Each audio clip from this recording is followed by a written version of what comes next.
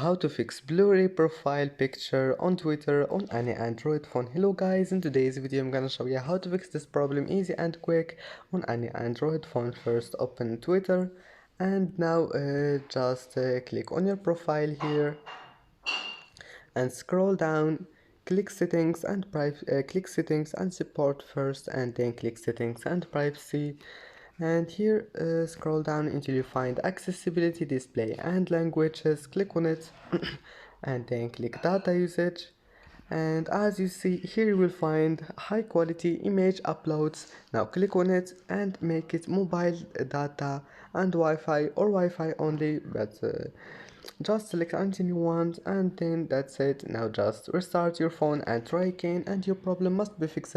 And that's it for today's video. Don't forget to like and subscribe, and thank you for watching this video until the end, and see you in the next video.